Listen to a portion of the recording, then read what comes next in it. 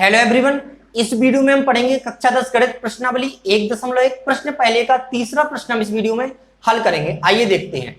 निम्नलिखित संख्याओं का एचसीएफ ज्ञात करने के लिए यूक्लिड विभाजन एल्गोरिथम का प्रयोग कीजिए। आपका प्रश्न तीसरा क्या है?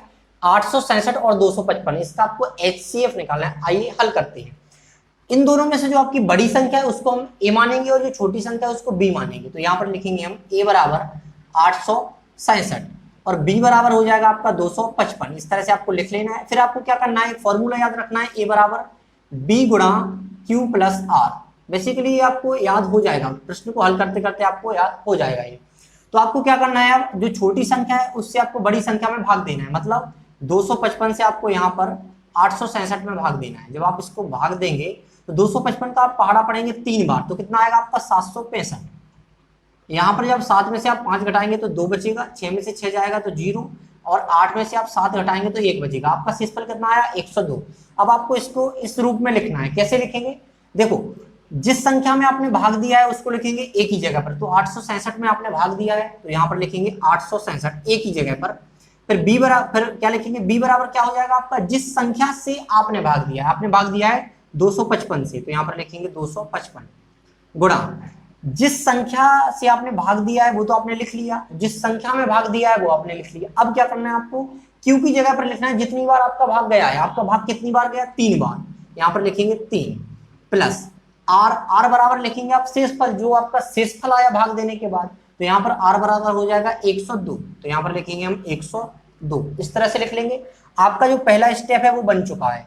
अब क्या करेंगे हम? देखो, आपने 255 से 867 में भाग दिया, तब आपका कितना आया शेषफल? 102। तो जब आपने 255 से भाग दिया तब आपका 102 शेषफल आया। तो इसी शेषफल से हम इस संख्या में भाग देंगे। देखो, 255 में हम भाग देंगे 102 का, 255 में हम भाग देंगे किसका? 102 का। जब आप 102 का 255 में भाग देंगे तो कितनी बार जाएगा? 2 बार। तो कितना आ जाएगा आपका? 204, क्योंकि 3 बार ज्यादा हो जाएगा तो 2 बार जाएगा आपका 204 आएगा। 5 में से 4 गया तो 1 बचा और यहाँ पर कितना बचेगा आपका? 5 बचेगा। ठीक है, तो आपने क्या किया, अब इसको फिर से हम इसी फॉर्म में लिखेंगे। इसको हम फिर से इसी रूप में लिखेंगे। कैसे? जिस संख्या में आपने भाग दिया है वो लिखेंगे एक ही जगह पर। 255 में आपने भाग दिया तो एक ही जगह पर क्या आएगा? 255। अब किस संख्या से आपने भाग दिया? आपने भाग दिया 102 से, तो यहाँ पर b बराबर कितना हो जाएगा? 102 गुणा आपका q बराबर, क्योंकि भागफल जितनी बार आपका भाग गया है, आपका 2 बार भाग गया है तो यहाँ पर q बराबर आ जाएगा 2 यहाँ पर। ठीक है, प्लस आपका शेषफल कितना बचा? तो आपका 51 शेषफल बचा। तो r बराबर शेषफल होता है, तो r की जगह पर हम 51 लिख देंगे। तो आपका दूसरा स्टेप भी बन चुका है। अब क्या करना है आपको? आपको देखना है कि किस संख्या से भाग देने पर आपका शेषफल 51 आया। आपने जब 102 से भाग दिया तब आपका 51 शेषफल आया, तो आप 51 से उसी संख्या में भाग देंगे जिस वजह से वो 51 आया था। तो 51 से अब आप भाग देंगे किसमें? 102 में, क्योंकि इसी का भाग देने से तो 51 शेषफल आया था। ठीक है, अब आप क्या करेंगे? जब 51 का भाग देंगे 102 में तो आपका 2 बार पूरा पूरा चला जाएगा। ठीक है ना, तो 102 आ जाएगा और आपका शेषफल क्या आएगा? 0। आपको ये प्रक्रिया तब तक करते रहना था जब तक आपका शेषफल 0 ना आ जाता। आपका शेषफल 0 आ गया, बस आपका यहीं से आंसर निकलेगा। ठीक है, तो आपका देखिए यहाँ पर आप इसमें मान रखेंगे, हम यहीं से आपका स्टेप से, इसी स्टेप से आपका आंसर निकलेगा। तो आपने किस संख्या में भाग दिया? आपने 102 में भाग दिया, मतलब एक ही जगह पर आपका क्या आएगा? 102। एक ही जगह पर आपका 102 आ गया। बराबर आपने किस संख्या से भाग दिया? आपने 51 से भाग दिया, तो आपका 51 आएगा b की जगह पर। ठीक है, गुणा कितनी बार आपका भाग गया? आपका 2 बार भाग गया, तो q की जगह पर आपका 2 आ जाएगा, प्लस शेषफल आपका क्या बचा? 0 बचा। यही आपका क्या हो जाएगा?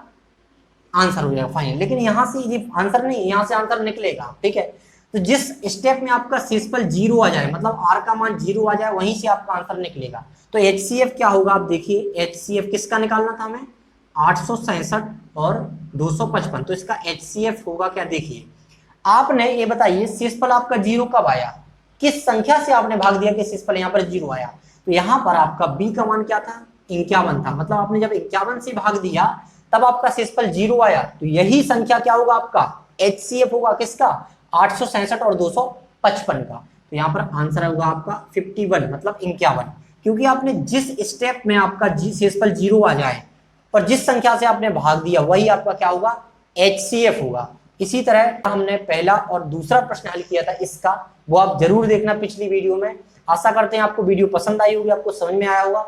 अगर आप हमारे चैनल पर नए आए हैं तो चैनल को सब्सक्राइब करें। Thanks for watching.